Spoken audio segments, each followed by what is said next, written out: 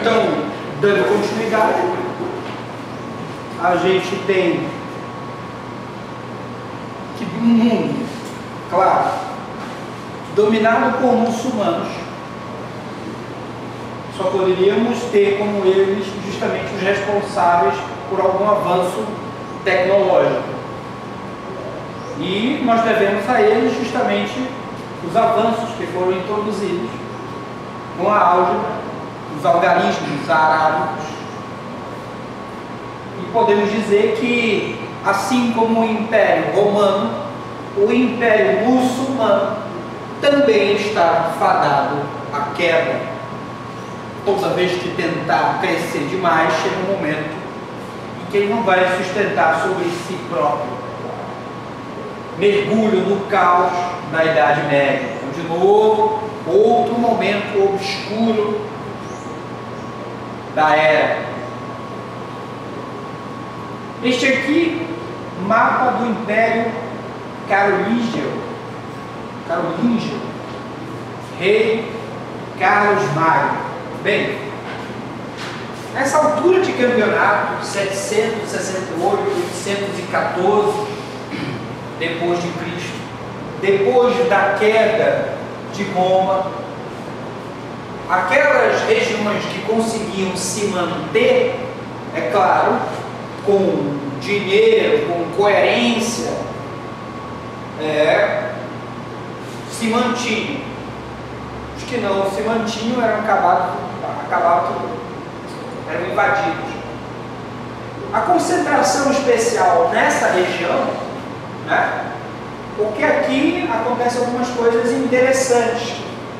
A formação desses países, depois vieram ser considerados a Alemanha, Baviera, perceba, nos dias atuais. Isso aqui era, podemos dizer, a região da Alemanha, isso aqui, ó. A Alemanha hoje. A Alemanha hoje. Então o camarada pode pensar, o que era a Alemanha antes? A Alemanha antes era isso. A Alemanha hoje não é tudo isso de território. Por aí você tira, de novo, a sensação que nós temos de que a tentativa de um império, quando ele se estabelece, é crescer. Crescer e dominar o máximo possível. Isso aí foi um determinado auge que esse império, que a sua cultura e as suas conquistas, elas vão dar a cara que a Europa tem hoje. Então, de certa forma, neste reinado aí, ele configura a cara da Europa dos dias de hoje. Começa aí, isso depois da queda de Roma, é claro. O que tem de interessante nesse rei franco-alemão? Cara, fora essa espada, olha a expressão e a figura da criatura. Parece com alguém que vocês conhecem? Se assemelha a alguma imagem que vocês já viram em algum quadro? Não é à toa. Mas ele foi responsável pelo melhoramento do nível educacional. Porque veja, antes era guerra, fome, discórdia na área de pensamento filosófico, fora Roma, que tinha excelente saneamento básico. Tudo que era fora de Roma era verdadeiro barbarismo. As cidades não eram desenvolvidas, até porque o que existia era feudo. Então, uma cidade se constituía em torno de um castelo. Os viajantes e as pessoas que passavam ali pouco se importavam com justamente questões como saúde pública, higiene, saneamento, nada. Mas uma coisa vem com tudo isso, né? Nós tivemos durante esses períodos peste, várias pestes. Coisas que depois, hoje em dia, a humanidade não sofre mais disso, mas em algumas regiões do planeta ainda se morre gente subnutrida, né? E por não ter saneamento básico. E adivinha onde tem uma grande parte que não tem saneamento básico? No Brasil. Ou seja, o camarada desta época percebeu que se ele não melhorasse as condições das cidades do entorno, ele vai governar quem? Doença para tudo quanto é lado? Algo que ele já sabia que, ei, os egípcios não se preocuparam em fazer ou em cuidar dos seus doentes, das pragas quando aconteceram. Olha o que aconteceu lá com os caras. O reino não tinha mais o que reinar, não tinha mais a quem governar, não tinha mais exército. Então vamos aprender com os egípcios. Ninguém mais fez esse erro, mas não sabia como fazer. Primeiro que começou a melhorar. No ambiente europeu, aquilo que era banhado por guerras, é claro, ele não pode deixar de ser visto como uma espada, que é o que manda. Tá? Mas foi o que trabalhou essa questão de melhorar o nível educacional. Nas escolas ensinavam lógica, retórica, herança dos romanos, teologia, não podia ser diferente, porque é claro, como eu falei, o cristianismo deu muito certo, ninguém ia mais querer desafiar. Mas ainda tinha aquela, será que eu não posso usar isso à minha conveniência? Sim, claro, essa coroa não está na cabeça apenas para enfeite de adulto, ela tem um significado justamente que simboliza a entrega do divino àquele determinado homem. Então a coroa simboliza essa representatividade que este daí vai ter do divino na terra. Por isso, o monarca, quando é rei, sempre tem a cerimônia da coroação. É o momento da entrega de um símbolo que é da divindade para o ser humano, elegendo aquele como o seu representante na terra. Quatrivio, aritmética, geometria, música e astronomia. Que bacana se ainda tivesse isso aí, né?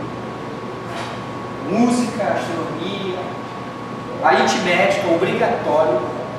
A gente não sabe aritmética. Só me lembro da episódio do Chaves. Aritmética.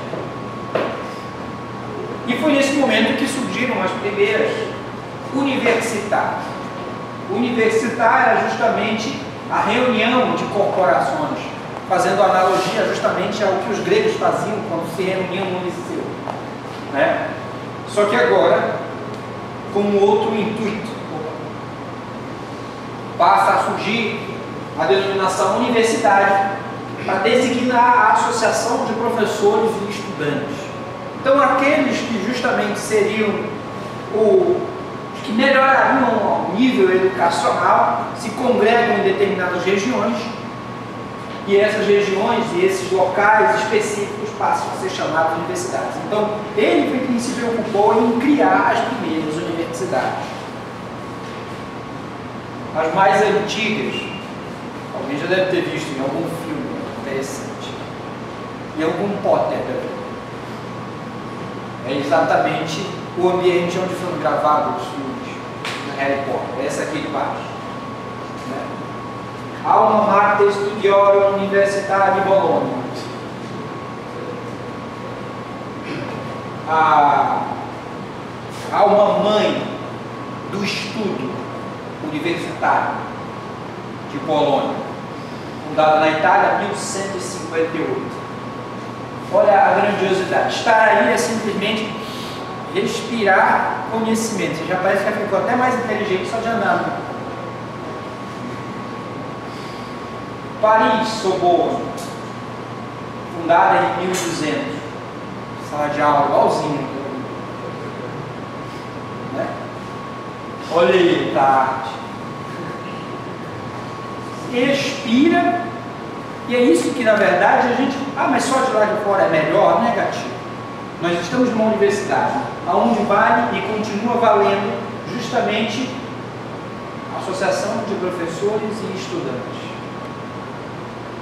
Aqui é onde se reúne o conhecimento, aonde a gente discute, aonde a gente forma pessoas. Deveríamos, e só depende da gente, fazer esse clima acontecer. Será que é só lá que eu respiro conhecimento? Não, não precisa ser. Aqui também pode ser. Mas às vezes me parece, e nós estamos numa era, não é só dentro da universidade, em que conhecer, ter conhecimento é uma ofensa. Já quer te exibir, já quer te amostrar. Parece que é crime você conhecer, você falar, você demonstrar erudição. E o pessoal vai no barco da gíria, tu falar errado.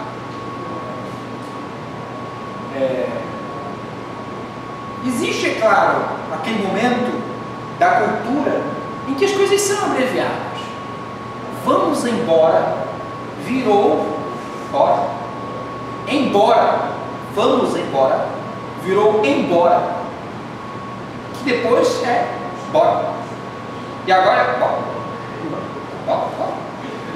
Bora vazar, bora vazar, bora vazar. Que isso? Se você chegar, vamos embora, sair deste recinto, credo. Que isso? Que pessoa é? Que alienígena desceu aqui? Você não pode mostrar erudição. Se você mostrar, você simplesmente é um ser que aqui não. Você não veio de uma outra era. Oxford, Estados Unidos, Inglaterra. Aí, olha só. Justamente esse espaço, a arquitetura, reflete justamente os conceitos da época.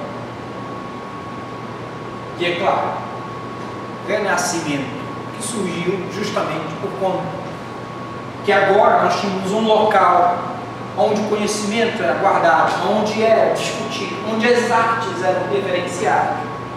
E dali surgiu muita coisa. Dali surgiu.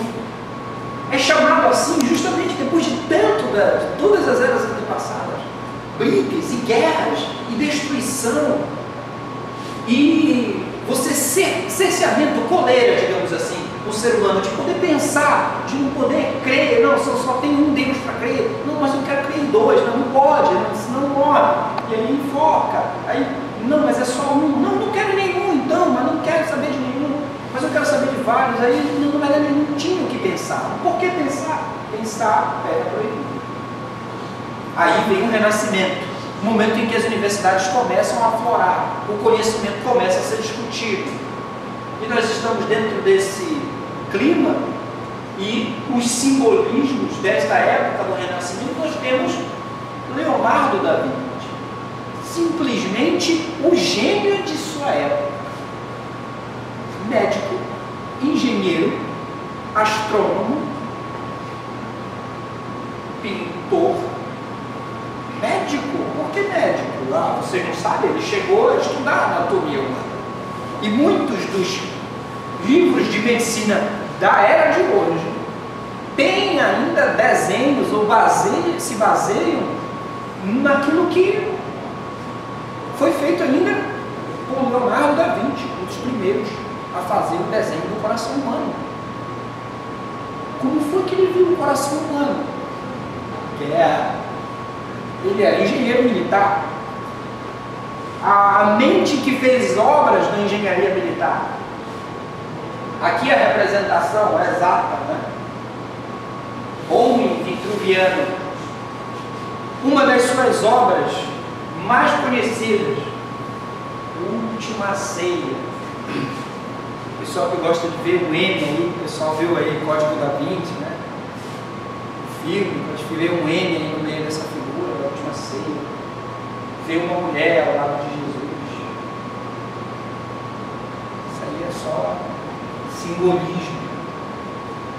Existia dia. Peraí, Leonardo da Vinci não estava nessa época. Como é que ele pode dizer isso? Isso é apenas uma representação artística. Mas há quem diga que o conhecimento está embutido nessas partes. Um completa o outro. Coloquei de propósito. Quadro da Mona Lisa. Simplesmente um dos quadros mais famosos de Leonardo da Vinci, um dos mais caros, mais bem vigiados no museu em Londres. E uma obra, um sorriso enigmático, quase incompreensível, de Mona Lisa. Alguém que era mortal, totalmente, provavelmente uma empregada, a qual ele fica ali parado. Olha aí, vai imaginar uma das obras mais valiosas do mundo. Os desenhos originais de Leonardo da Vinci sobre algumas das coisas que ele pensava, e aqui a demonstração de que ele era um engenheiro militar, armas de guerra. Isso aqui é um homem. Então, em proporção, essa besta era gigante. Tá? Aqui várias outras. O famoso disco voador de Da Vinci. Tá? Era um mecanismo que tinha a intenção. Na verdade, alguns pensam, como aqui está colocado, como um tanque. Outros, o pessoal pirava na batatinha, achando que era uma iluminação para um disco voador. Enfim. O primeiro helicóptero, canhão. O que, de uma maneira moral. O camarada era fantástico. Pensava, fazia e pintava. A criação de Michelangelo, outro renascentista, uma maneira de figurar. Uma das obras também, essa é na Capela Sistina do Vaticano. Está lá, chegar e tirar, você não pode fotografar lá dentro. Então, é incrível a maneira como ele vê justamente a ligação. E eles não se tocam. Não há o toque. Este é o divino e este é o homem. Tem muito simbolismo justamente em tudo isso. É o mesmo momento em que renasce o cientificismo e, incrível que pareça, nas mãos de um outro clérigo. Parece que uma situação, um clérigo termina e outro começa. A Europa redescobre os textos de Aristóteles, veja, mais de 1500 anos depois, redescobriu uma coisa que já fora feita por Aristóteles. Imagina se não tivesse parado aí. Quanto tempo ficamos parados? Alguns desses pensadores gregos, como aqueles que justamente pensaram sobre a ideia do vazio, os atomistas, o vácuo, se não tivesse sido parado, a mecânica quântica, eu tenho quase certeza, teria, digamos, sido adiantada aí algumas centenas de anos. Vai saber. Surge a atitude positivista diante da natureza, negando justamente toda aquela condição que outros clérigos atrás colocaram a natureza num plano rélios, sem importância. Mas, de novo, veio um conflito. Os pensamentos de Aristóteles ainda se conflitavam com a doutrina cristã. E principalmente com aquilo deixado por Santo Agostinho, porque os pensamentos de Aristóteles eram pensamentos que olhavam para a natureza. E como tentar fazer conciliar isso?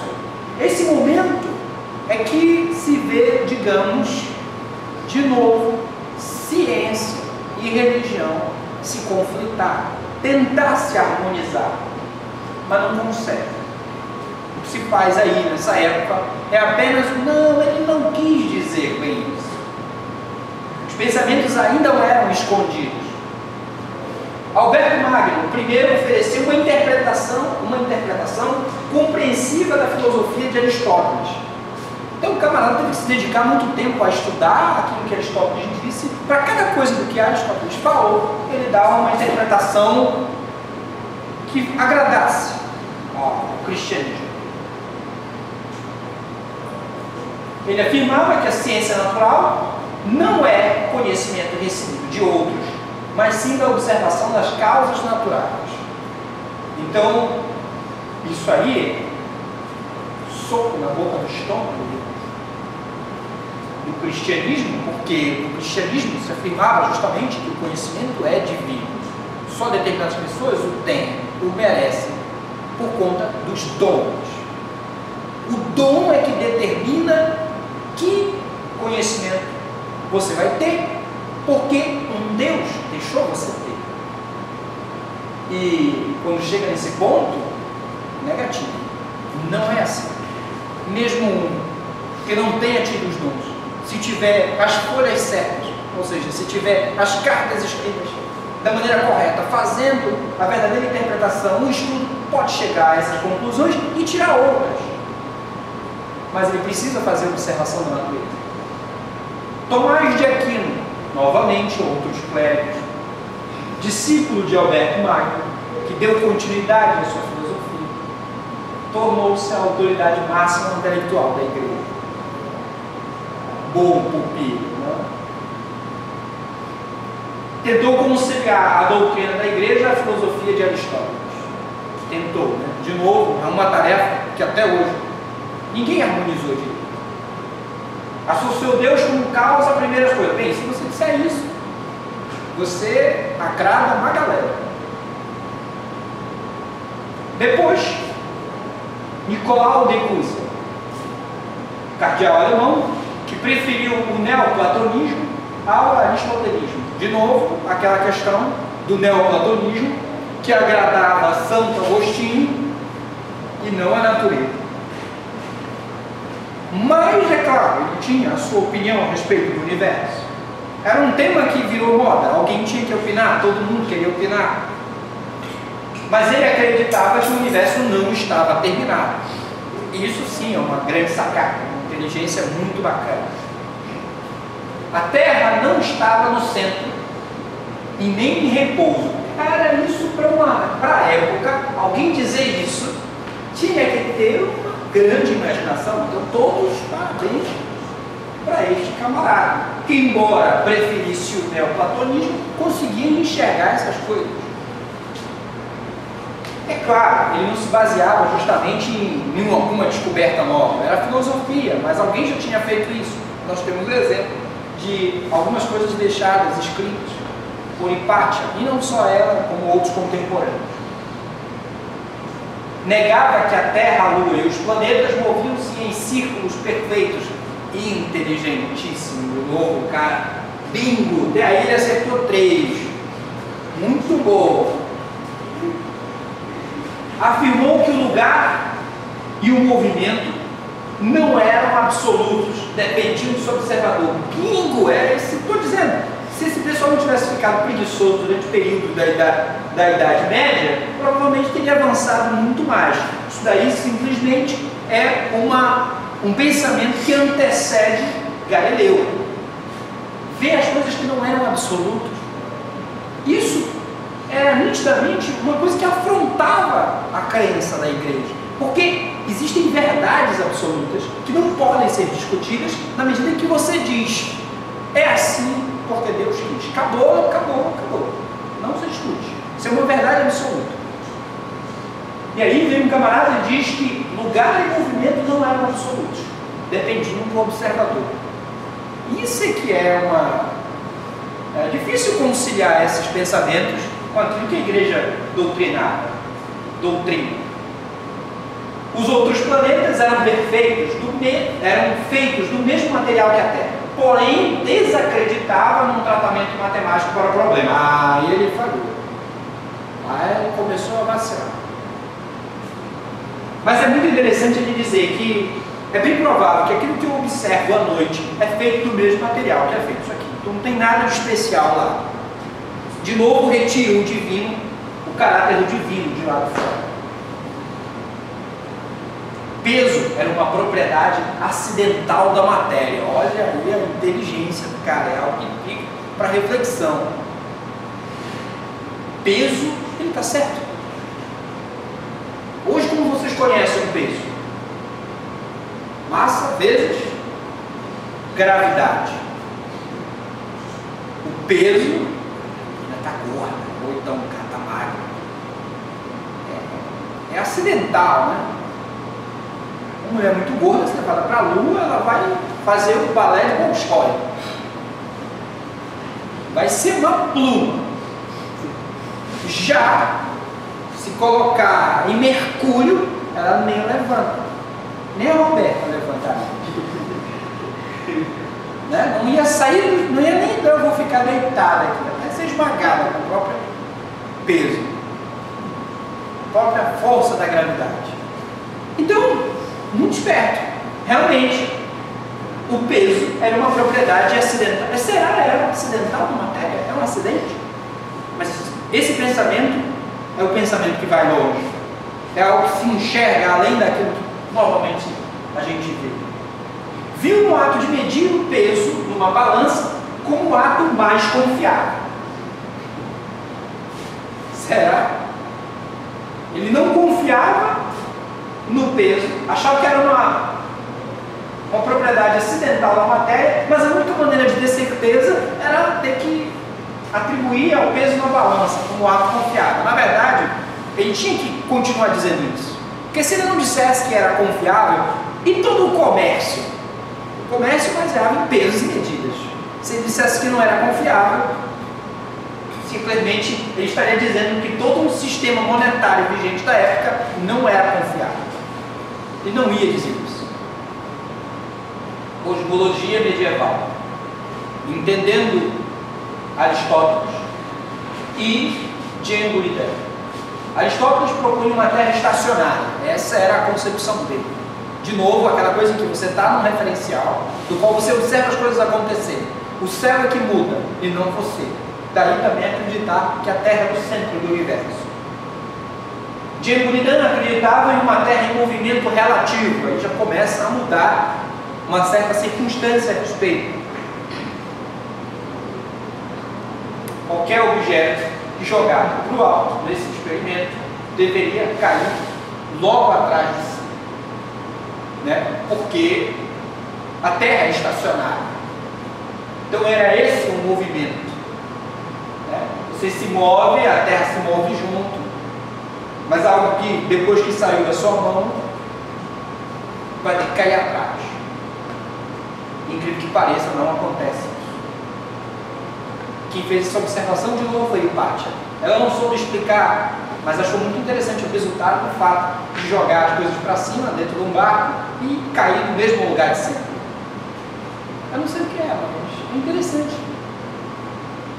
A maneira como às vezes o cientista diante dos resultados parece uma criança. Olha, funciona, para que serve? Não sei, mas é legal. Deixa eu ler de novo. Depois da experiência prova se serve ou não serve. Nicolau Orésio, bispo católico, economista, matemático, refutou o argumento de Buridan dizendo que não, se você jogar, está em movimento, mas ele vai ter que continuar em movimento também e vai continuar caindo na sua mão. Né? É o motivo porque você está em movimento, joga alguma coisa e acaba caindo no mesmo objeto. Refutou, disse, experimentou, e é o que acontecia. Ele, com a situação anterior, depois vai destacar que Orésio não aceitou a visão tradicional estacionária, dizendo que esta é a vontade de Deus. Ou seja, ele não soube explicar direito por que as coisas aconteciam assim, para não gerar polêmica. Foi porque Deus quis. Vontade de Deus. Isso resolvia muita treta, né? Não alimente a treta. discussão filosófica sobre o movimento. O movimento é esse. Causa. Quais são as causas do movimento? Temos ela. Dinâmica, tipo de força e a energia. Efeito, cinemática, velocidade, aceleração. Então aquilo que a gente viu no curso passado de mecânica clássica, né? Quero descrever a cinemática do objeto, ter a descrição da cinemática do objeto é olhar apenas para o efeito. A causa, o que originou, pouco importa, não interessava, mas a cinemática era descrita por isso aqui. Você tinha que saber a posição onde ele estava, você poderia determinar o movimento por conta da velocidade, e para ter a noção da trajetória, você tem que ir para a aceleração.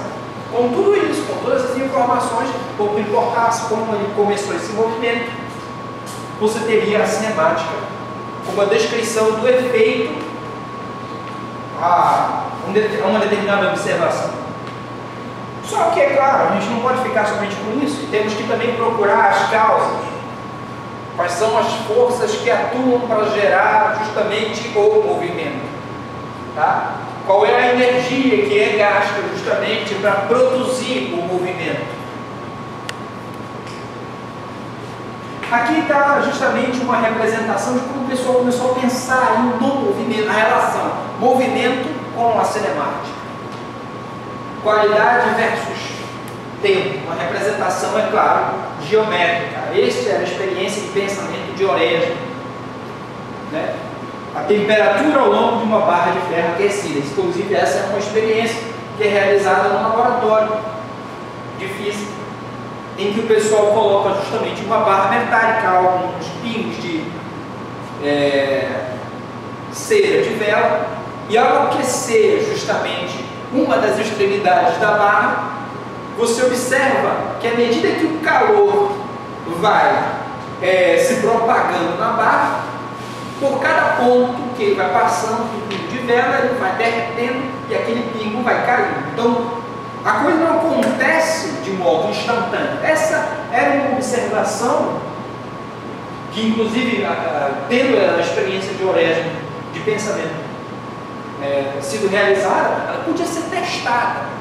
Esse aqui é o bacana. Você pode pensar, diferentemente de algumas hipóteses aristotélicas, que eram experiências de pensamento das quais pouca prática se tinha de poder fazer a observação, as de Orestes torna a coisa mais palpável. Você pode pensar assim, mas você tem que ver uma experiência que possa ser palpável, possa ser experimentada.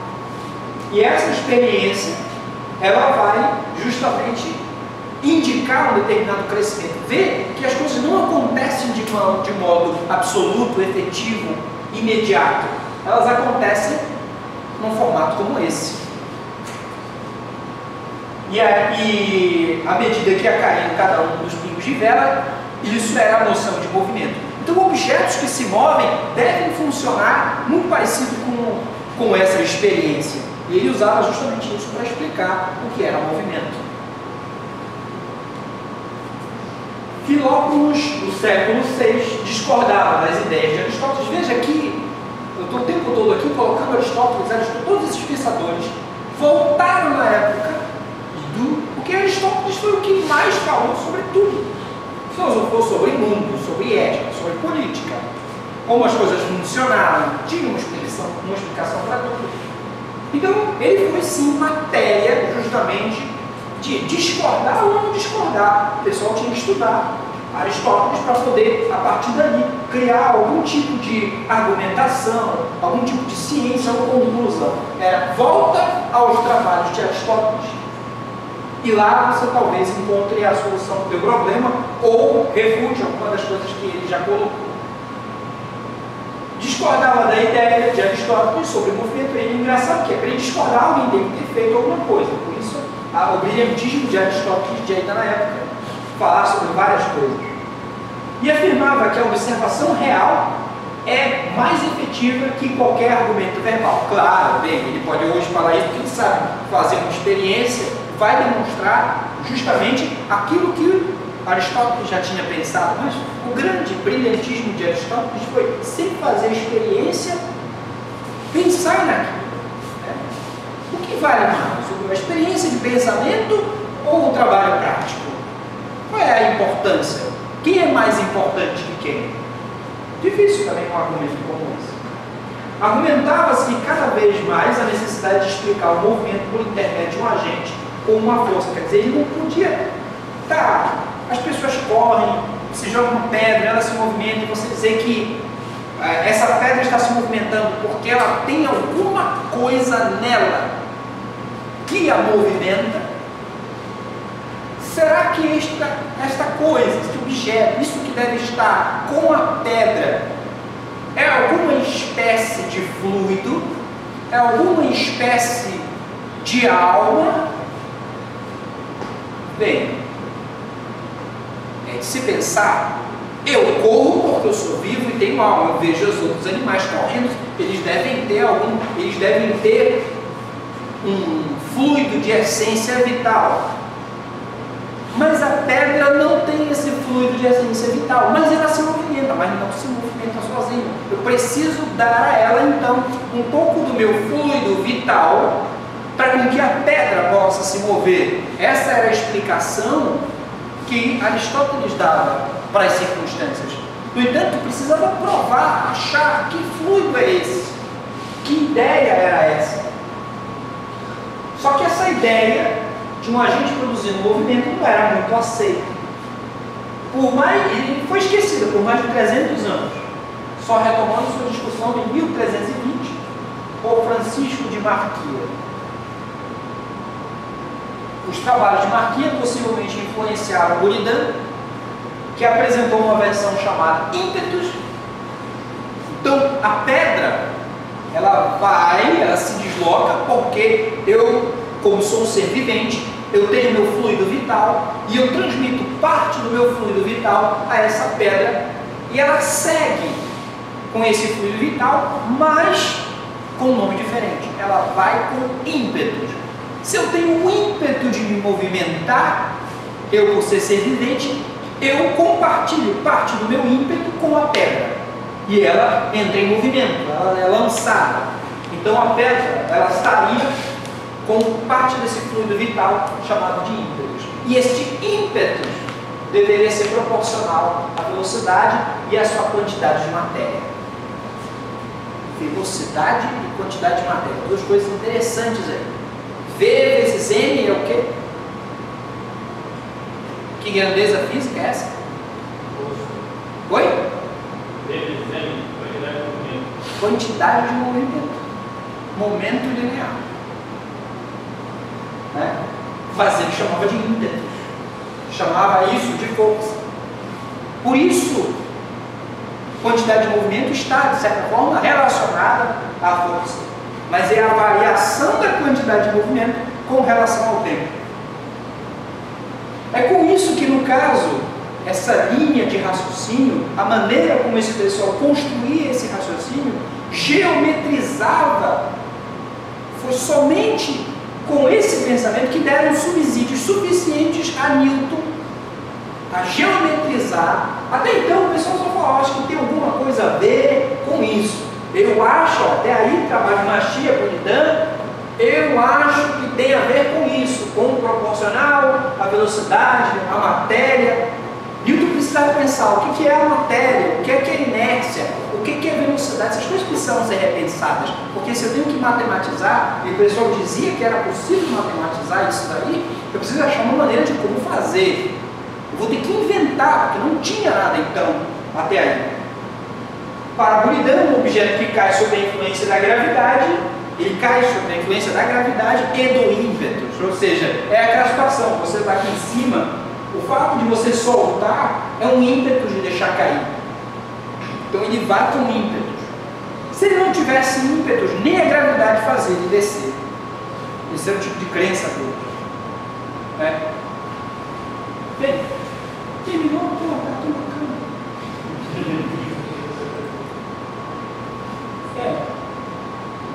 Tem algumas coisas aqui bem interessantes. Deixa eu ver se aqui está.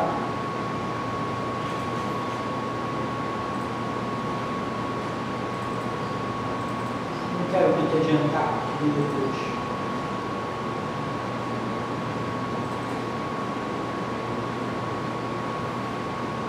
Bem, isso aqui a gente vai ver um pouco mais.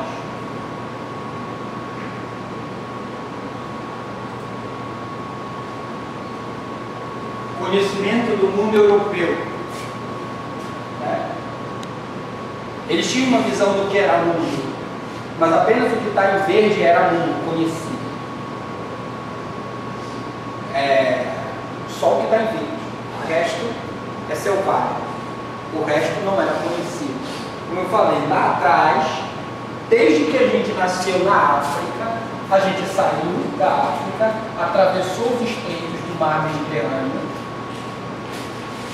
andou e povoou toda a Ásia, caminhou, passou pelo estreito de Bering, do outro lado, na época em que justamente aí esse estreito era possível caminhar, e chegou até as Américas, povoando assim, portanto, todo o restante do continente. Essa é a versão científica até hoje ainda ensinada nas escolas de geografia, que nós nascemos aqui. E este foi o caminho natural. Muito embora muitas das evidências sugerem coisas estranhas, é verdade. Que aqui já tinha gente, e aqui também, antes dessa migração toda. Como? Bem, no início, os continentes também não estavam nesta separação, ainda eram próximos. Esta região, por exemplo, aqui, era unida, ou muito próximo dela. Então, o pessoal que nasceu na Mãe África não saiu unilateralmente para uma direção. Saiu para todas as direções. Veio para cá, veio para cá. E como estavam próximos, migraram. E a primeira região, as Américas, já eram povoadas. Mas esse pessoal virou bárbaro e tal. E aí, o que interessava é isso aqui é mundo, o resto é selvagem. Na verdade, eles julgavam que depois disso aqui, tudo caiu no poço infinito. Né? Então era só isso que se conhecia. É claro, essa galera aqui evoluiu praticamente no mundo paralelo ao que os ocidentais conhecem. Os asiáticos em medicina, engenharia, filosofia, educação, foram até mais longe do que esse mundo ocidental conhece. E diferentemente dos momentos de guerras em que o pessoal estava decidindo se seguia ou não seguia tal Messias, o pessoal continuou evoluindo. Os 1500 anos parados não ficaram. Mas engraçado que a medicina do povo chinês, hoje muito usada na era de hoje, ainda não conseguiu agradar o povo que diz que homeopatia não serve de nada.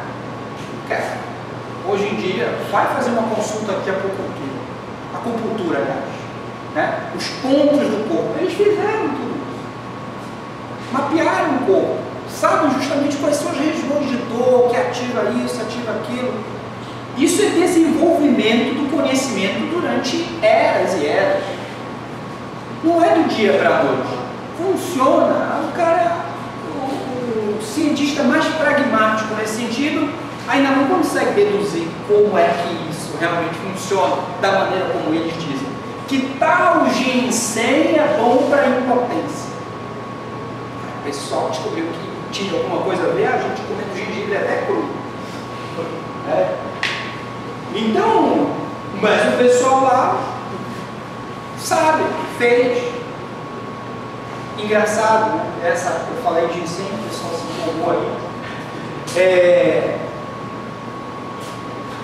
De novo, a questão de uma sociedade machista ter que demonstrar a sua virilidade.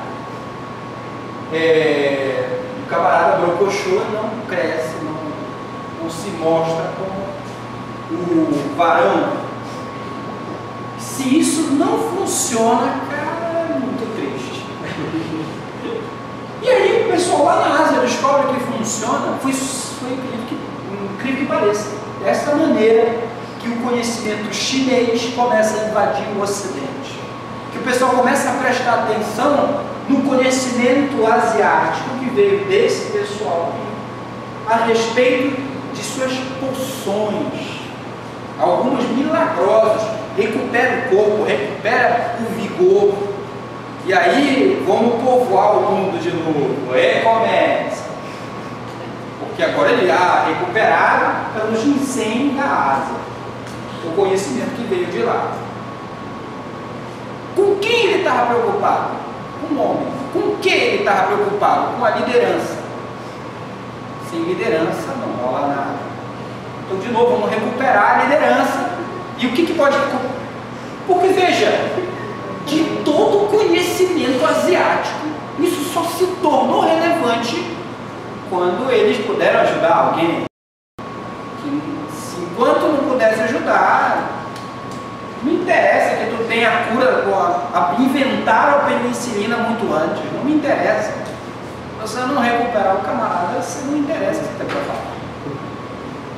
E é assim que justamente muita coisa do que era feito aqui na Ásia, desconhecida para eles, para o mundo ocidental, é que começa a dar importância a esse povo, ao conhecimento que foi lá, porque finalmente eles recuperaram um camarada. Né? É assim que vai para frente o nosso conhecimento.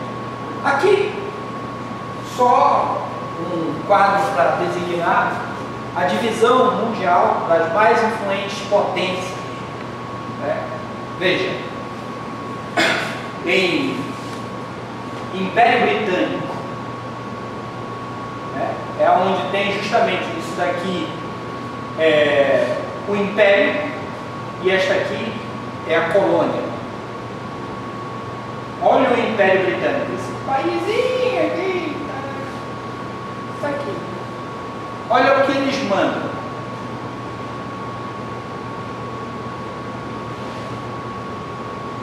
Praticamente, é aqui.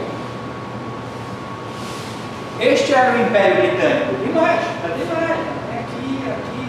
Tem uma que não aparece, porque o pessoal não quer admitir. As chamadas Ilhas Falkland, da Argentina. Né? Bem aqui, eu acho. Essa britânica.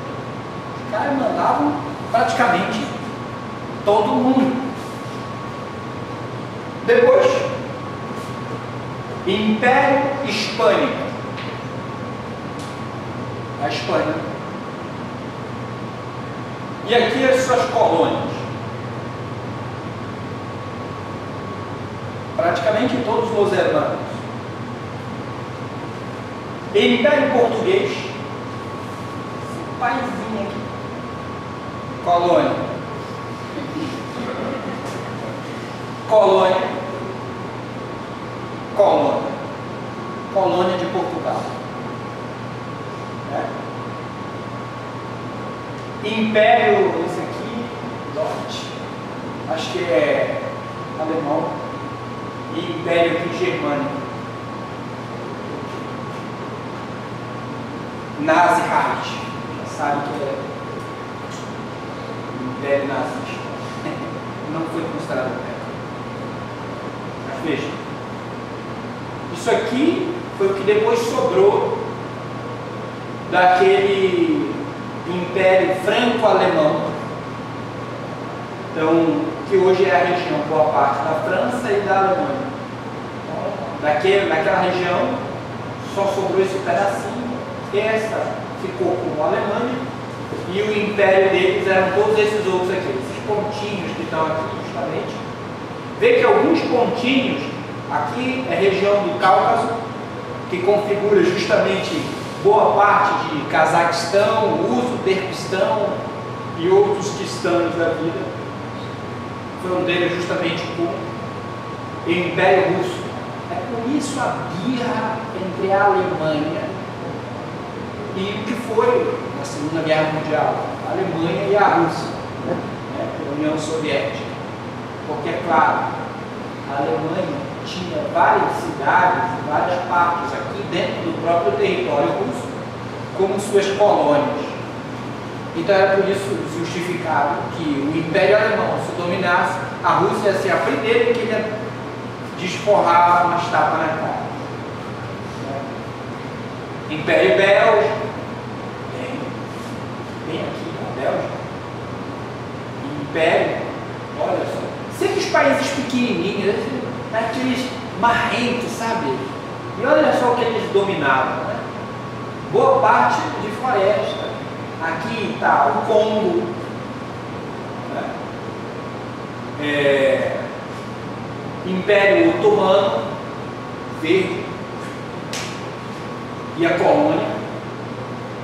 Império Otomano, veja, bem próximo de Israel, tá? Bem próximo e se mantinha dentro dessa região que foi o berço da civilização como se conhece lá com os sumérios e tal, aquela coisa toda, a escrita, a hereditariedade da terra, né? E é claro, já que eles dominaram essa parte daqui do Oriente Médio, simplesmente essa parte aqui, que é a Arábia Saudita, é a região onde mais tem petróleo. O Império Otomano, ele queria, e essa era a intenção, destruir o que era o Império Romano, comandar. O Império Otomano, ele se esbarrou com, aqui também nessa mesma região, o Império Bizantino depois. Esse aqui na época o mundo todo era muçulmano, então o pessoal queria brigar aqui a qualquer custo para dominar essa região, que eles consideravam justamente a terra sagrada, a terra prometida, o lugar que era aonde se originou o Éden. Império Japonês, está aqui o Japão, a ilha do Japão, e o Império Japonês, ou seja, o Japão mandava em boa parte de algumas ilhas aqui. Império Italiano, claro, só essa bota mesmo que era dele, né? Estados Unidos, né? E o que eles mandam? Eles mandam em Cuba, Jamaica, eles mandam aqui, né? Mas uma galerinha daqui ficou muito descontente com um dia desse vocês deixaram de ser colônia da Grã-Bretanha, vocês vão querer vir mandar aqui? Pode não, parou com esse negócio de mandar, parou com esse negócio de colônia. Se vocês botarem o pé aqui, a gente manda mísseis em vocês, sustentados pela Revolução, né? Fidel Castro, e confronta justamente o Império Americano, digamos assim, mais. Aí os caras não podiam mandar nos Grã-Bretanhas e tal, vieram comandar aqui uma parte do sul da Alasca, continuaram mandando até hoje, enquanto essa galerinha aqui continuou brigando por causa do Portugal. Tá? Olha aí o livreiro do cara. Lembraram? Cláudio Copérnico. Tá? Justamente o sistema de Nicolau Copérnico. Veja, até aqui, a essa configuração, o pessoal ainda estava se acostumando a essa ideia. Ou seja, não era muito recente, era muito recente ainda a ideia de que era a Terra o centro de tudo. E na verdade, era essa justificativa que dava: olha, nós somos o centro do conhecimento, nós temos direito sobre os outros. Essa centralidade em crer, em ainda manter a ideia, embora várias provas e várias maneiras de refutar esse argumento fossem úteis, né? Elas tinham uma justificativa imperialista, porque eram esses os pensadores dessa época que sustentavam isso, e eles eram dessas regiões. Os pensadores que pensavam dessa maneira, como a Terra sendo o centro, ou seja, aonde que está o berço da religião cristã adaptada? A religião cristã adaptada está aqui, dentro do coração do que foi o Império Romano. Então é eles que se sentem o direito de continuar achando que a Terra que é o centro de tudo. Aqueles que disseram isso foram os pensadores dessa região. Então, é direito deles mandar sobre os outros. É direito deles ter todos os outros sob colônias, porque foram eles que descobriram que a Terra é o centro de tudo, e não os outros. E eu digo, haviam tribos, civilizações primitivas no Brasil que não acreditavam nisso. Incrível, né? Muitas outras, até aqui também, não acreditavam a Terra como o centro de tudo. Os maias, por exemplo, não acreditavam. Eles colocavam o Sol como o centro do universo. E não só, digamos, o Sol, o centro do sistema solar. Os maias tinham isso. Só que essa galera que eu conhecia, veja, o mundo era isso aqui. O que esse pessoal que já estava aqui no primitivo achava ou dizia, pouco importava. Importava o que eles diziam. Isso é o que interessava. Então essa ideia aqui, bem, isso aqui vai concordar com as tribos primitivas. Nós não somos primitivos. Então, muita resistência. Muita resistência a crer desta maneira. Olhem as datas. 1543, período em que ele morreu, ano em que ele morreu. As ideias dele, tem gente que diz: quando foi que o Brasil mais ou menos dissesse que foi descoberto? 1500. Então, você vai dizer que eles não têm direito sobre essa terra? Porque se eles não têm direito sobre essa terra, o Sol realmente é aí o centro e tal. Não. A Terra tem que ser o centro para justificar que eles são os privilegiados e que têm direito sobre essa terra. Tycho de Brême, 1546, 1601. Eu tenho justamente alguns filmes que são muito interessantes, até de Galileu, se não me engano, em que mostram essa figura aqui de Tycho Brême, camarada. Não era forte em matemática, mas para suas hipóteses planetárias foi o melhor experimentalista da astronomia. E foi ele que, no caso, fez várias medições. Ele era melhor experimentalista porque, como ele tinha grana, ele podia comprar os melhores telescópios. Fazia várias observações, depois de fazer as observações, ele ia se relegar ao vinho e aos doces prazeres da carne, mas mantinha o segredo dos suas. Kepler foi um camarada que justamente conheceu Brahms e quis muito trabalhar com as anotações de Brahms, mas Brahms até a morte não deu em vida, mas disse que depois que morresse, é claro, ele disse que Kepler poderia usar. Tive o egoísmo do cara. Desde que, e ele sabia que ele vivia os prazeres da carne, e era a luxúria e tal, mas ele não queria ficar conhecido como sendo o cara da esbórnia. Então ele deu esse comando a Kepler para que refizesse toda essa história dele. E Kepler fez. Usou justamente o que era dos materiais, das observações, dos dados fornecidos por Tycho Brahe, para justamente começar a matematizar, pegar aquelas tabelas e começar a traduzir. E ele percebeu as harmonias que existiam em determinadas relações dos números coletados por Tycho Brahe. E daí formulou aquelas que são as conhecidas leis de Kepler, ou lei das órbitas. Primeira lei de Kepler afirma que os planetas orbitam o Sol em elipse, o Sol estando em seus focos.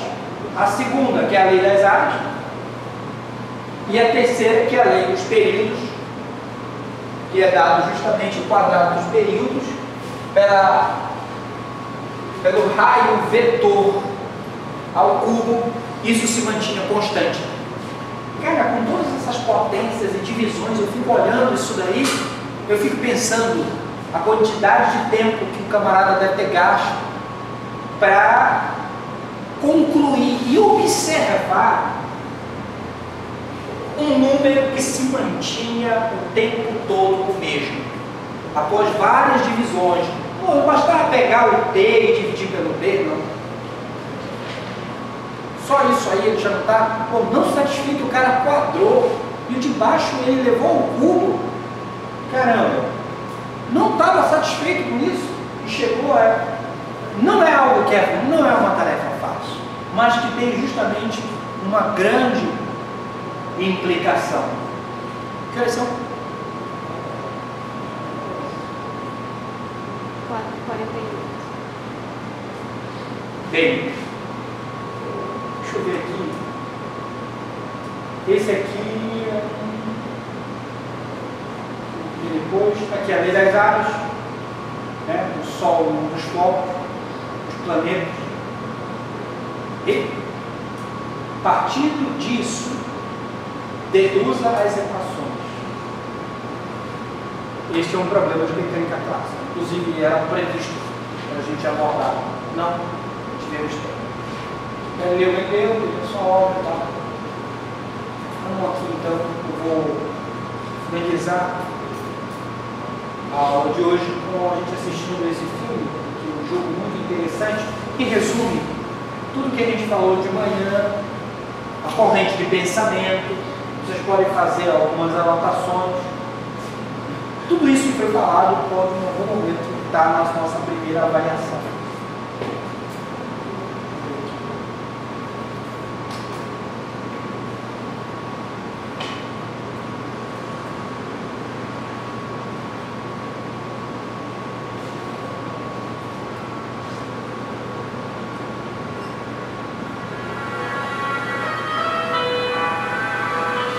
É a série original do Cosmos.